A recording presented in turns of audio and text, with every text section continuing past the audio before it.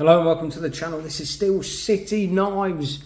Right, sorry it's been a while. I've been missing YouTube. I can assure you I've got so many knives, so many different videos I want to do and just no time to do them.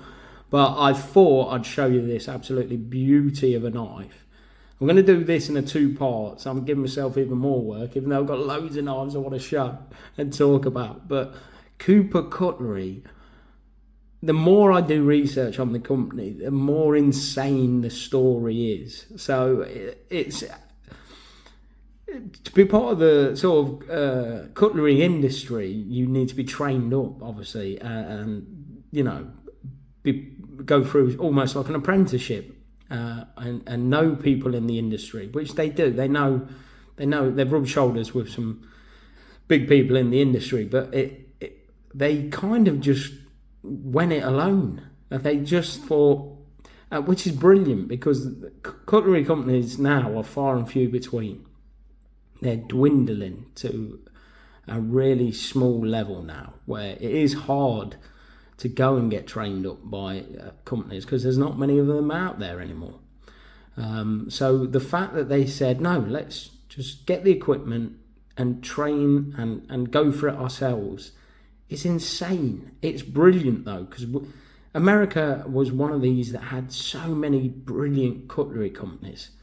Absolutely an insane amount. And like I say, they're dwindling. And that's why this channel is all going to be about supporting these sort of companies anyway.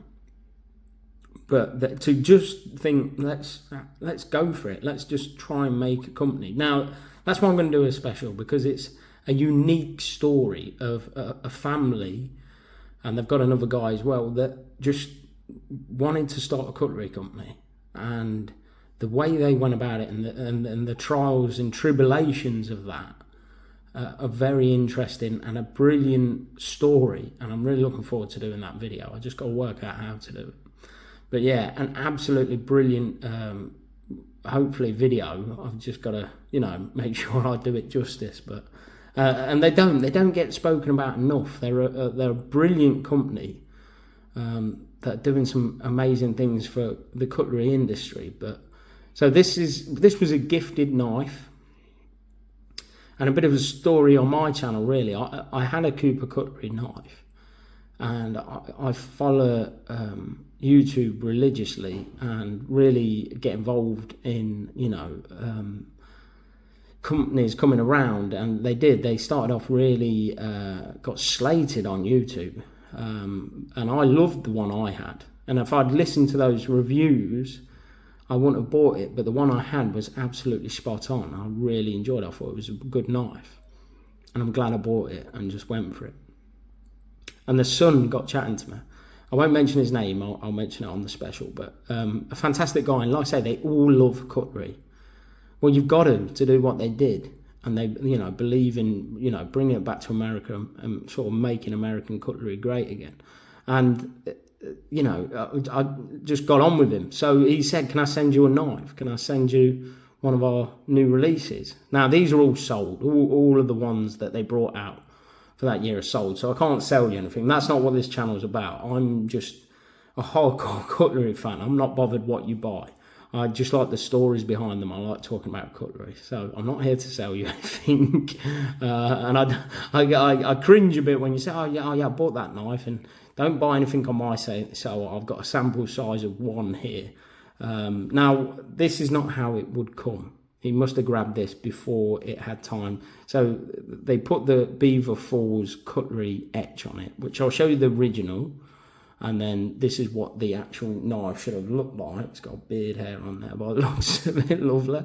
And then this is a nice touch that mine hasn't got, unfortunately. But in the actual liners themselves, they etched "May God bless you" inside of the liners, which I like that. I think that's a nice touch, and I'm a bit disappointed I didn't get one with that in, but it's a free knife. I can't grumble. But as you can see here, this is a boy's knife pattern, and if you know anything about this channel, this is one of my favorite knife patterns. I love a bit of a boy's knife. I love a spear point, and it's an unusual spear point. Look at the shape of it. So I've got a thing about spear points. They're not all the same. They're all very different. You know, you've got sort of big fat spears.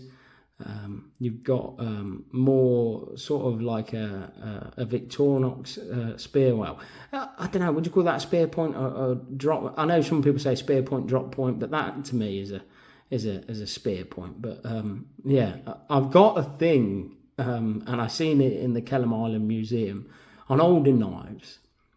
Some of the spear points had a really acute, instead of it being more rounded that you see mainly on the knives these days. It had a really acute point on it, and I'll show you one now. But that is like, I love seeing. Queen did quite a lot of them, but yeah, I love that sort of spear point. But yeah, I've seen it in the Kelham Island Museum as well. So must have been different periods and doing different things. But it's quite an unusual spear point, but very nice. It's got a long pull. And as you can see, they put that in very, very close to the edge. So very well done. But yeah, it's and then we've got the tang stamp at Beaver Falls, and we'll talk about that briefly. I'm running out of time to do these sort of videos. I'm probably not putting as much effort as I usually put in. And then we've got Winchester, Ohio, 2023, and it's D2 steel. Now the bolsters, it's an integral bolster. But as I've shown before with my Rosecraft, you can tell ones that have been machined and ones that have been hafted. Because you'll see it there. You'll see how, see how this is nice and fat and this is thin. That's because it's been hafted. You've had that hand operation. And you know, you won't get that on things like Rosecraft. They're all machined, so they'll be exactly perfect. But you see how it comes in as well. So it's had some nice hand operation. So even though it's integral bolsters, it's still been hafted. Now, I have noticed this with this one especially. See the ebony wood. So this is ebony wood. It does seem to dry out because the pins have sometimes been flush, then they've been sunken, and then so keep it well oiled. I'm not going to blame Cooper Cutlery for that, because when they first come, they're all beautifully flush like this one here. And some have dipped and some have, you know, and that's just because I have been carrying it. I carry it in a slip. Leather is quite dry and in rubs and things like that. So keep it, if you've got to get any ebony on any of your knives, always try and make sure that it's really well oiled up and feed it regularly, or coat it in something. So the unusual thing about this knife is that is mammoth, which is absolutely brilliant. And the only one, I know on a lot of customs they use mammoth as covers and things like that, but that's such, and it's done so well. Look how well that shield has been put in. Absolutely fantastic. And the fit and finish it's absolutely perfect. It's they've done a very good job. Right, I'll show you that. I'll let you listen to the walk and talk.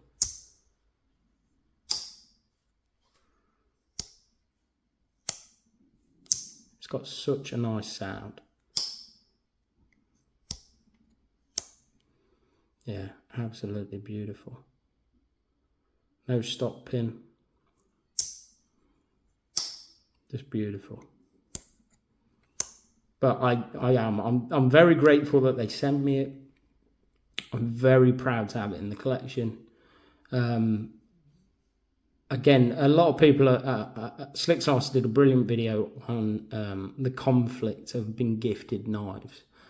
And sometimes the conflict, even a lot of reviewers have a sample size of one. And it's like with the original Cooper Cutlery knife that I bought. If I listened to every review on YouTube, I wouldn't have bought it. I would have said, oh no, that's not good. Sometimes you have to take a punt and go for it. Because at the end of the day, you can always return a knife.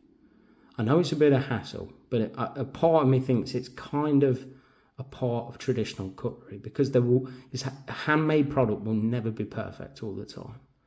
But you always have the option of returning that knife. Now, I know it's a hassle, but I think the hassle's worth it to preserve and keep them making these phenomenal handmade knives, to me personally. Right, so what I'll do, I'll put the specs up just in case you want it, because I think they'll use this pattern again. They'll definitely be using that. So what I'll do, I got this from C. Reisner, all their information, so I'll put that on the screen now. So C. Reisner actually sells these, and that the whole family have been in cutlery a while, and they're quite deep rooted in cutlery and different brands and things like that. And I think that I think it's the grandson that owns the company now. I think the granddad will be very, very proud of you for supporting this company and giving them a chance and selling their knives. So I think the guy that runs C. Reisner needs a pat on the back as well, and doing his bit for handmade cutlery there. And I do appreciate that he's selling these, and he does actually sell to the UK. So hopefully I'll try and get in on some of the drops, I think, because they're very much, so it's like supply and demand. We all love GEC knives. I've got this fantastic one that I'm going to do a special on because I enjoy the pattern. And thank you to the guy in the community that I bought this off him recently. And I will mention him on the video of it, but I appreciate that, mate. But GECs are so hard to get, not so much in the UK, but in America, they sell like crazy. So the demand's there. So companies like Cooper Cutlery, similar sort of pricing, are just really helping the industry out. So you've got like this crazy market on the second-hand market where they inflate the price tremendously. Companies like Cooper Cutlery have obviously seen there's a demand there, and again, you've got two brilliant American companies here, cutlery companies, and it's really exciting stuff. You know, I'm a massive, massive fan of American cutlery, and it's just brilliant to see another company coming on the scene. These are obviously in more maybe the higher cost, bracket for collecting knives. And then you've got Bear and Son that I'm going to be doing a special on as well. They sort of cover maybe the lower end, more budget. Don't get me wrong, they do some more premium stuff, but Bear and Son are very affordable. So it's brilliant to see companies like this in America. And I'm really going to hopefully be focusing on them and putting the spotlight on them. And they are, I mean, everybody loves a GEC. So the fact that we've got another company,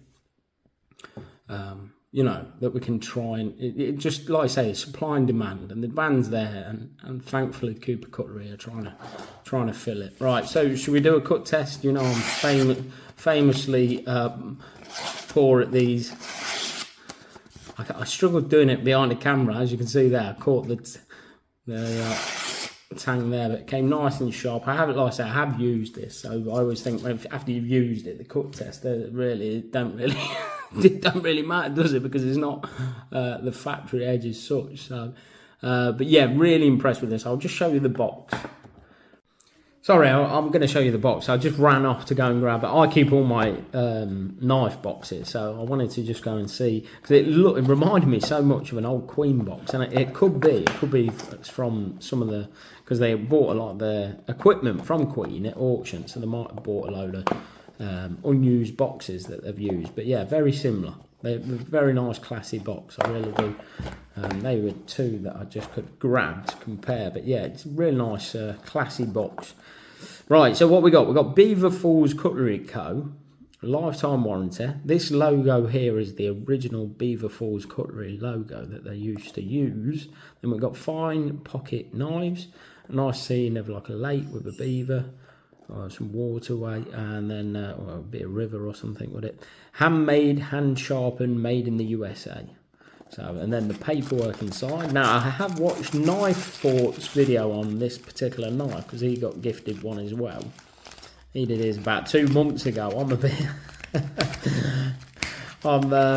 get that out of there. But yeah, I'm not the most. And he noted that there was a bit of a mistake on here. Yeah, look, 1095. They put 1095 on there, and it's D2 stamped on the blade, D2. And he knew a few people that have been putting the knife to use, and confirmed that, and it's stamped D2 on there. But yeah, if you want to pause and read that, by all means. And then that one there, yeah, this is very similar to the paperwork that came with the other Cooper Cutlery knife that I have. So like I say, looking forward to it. Hopefully I'll get a few more in the collection. and we'll show some of the ones that they've done on the Cooper Cutlery special, I suppose, because I don't know. This one's about £139, I think, because they show it in pounds on Sea Rise now. So I'm tight, but they do a lot in like the £100 range that I really like the look of. So that was like a single-bladed trapper, I think, in like a bone that looked, and that was going for £100. So definitely that one's probably more my cup of tea, just because of how tight I am. But I do love the the shield here. So. But yeah, with the mammoth, it's so unique. Like I said, we've not got another life like it in the collection. So, right, should we talk about Beaver Falls cutlery history? Now, this is the next day. I felt, looking back at that footage, I realised how dried out this knife actually was. So I gave it a bit of an oil bath last night.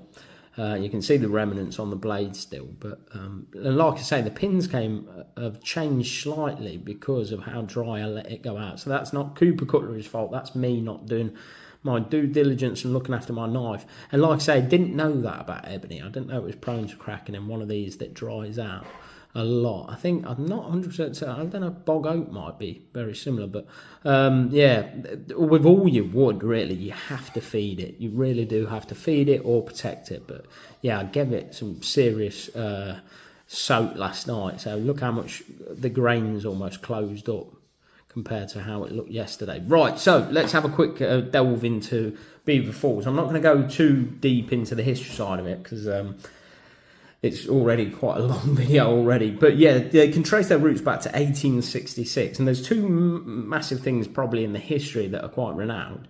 One, believe it or not, is they did the biggest knife and fork. Now, this might seem bizarre in a bit, but a lot of cutlery companies did this. They made like attractions or really sort of one-off amazing knives to attract people and make a bit of a story of something. So, or to maybe to take to a show and things like that. So a Sheffield cutlery company actually held the record for the largest knife and fork, and Beaver Falls actually beat them. So, and I found a picture of it actually. It's absolutely, and for the handle they used a complete elephant tusk. So quite a feat. And like I say, a lot of companies did this in the past, made these sort of showpieces, as it were. But right, and then the other massive part of their history, which has sort of been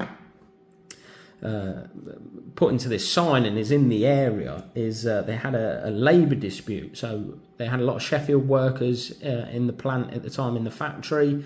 They had this labour dispute. And to get over that, the owner brought in 225 Chinese workers into the area. So, and they were there for about 5 years. So they essentially took the jobs of the Sheffield cutlers. It dropped the pay from $13,000 to $5,000. So, and the thing that I took from this story was, I read into it a bit, and there was essentially only one police officer to keep the peace in the area, and you could imagine the hostility that would be in the place, that these 225 Chinese workers came and stole the jobs of the people, and only one police. He must have been the scariest guy, just somebody you would not want to mess with. I'd like to see a picture of that guy. I bet he looks absolutely vicious. But yeah, I think there was some issues, as you could expect, with a situation like that. But they, like I say, they stayed for 5 years, and then they left back to go to San Francisco, and then the local workers came back to the factory and presumed working. But it shows you, and it's a bit of a reflection of what's probably going on today with a lot of the Chinese imports that we have. Is the difference there. So, you know, that pay going from $13,000 to $5,000. So it really does sort of show the light on the... and again, as much as that's history, it's very relevant today with the Chinese imports that we have. So you can understand why companies do import things from China, when you've got the cost benefits of things like that, the amount of money, but and more reason for us to support cutlery companies that are providing jobs, I suppose, for our fellow countrymen. But yeah, it puts things into perspective, I suppose. But some interesting history anyway. Right, that's all from me. Hopefully I'll get some more videos together and get them posted. I do miss it. I love doing these, and I like the interaction with you guys, and I always appreciate when you send me emails and things like that. So it's always good chatting to you. I'll see you on the next one.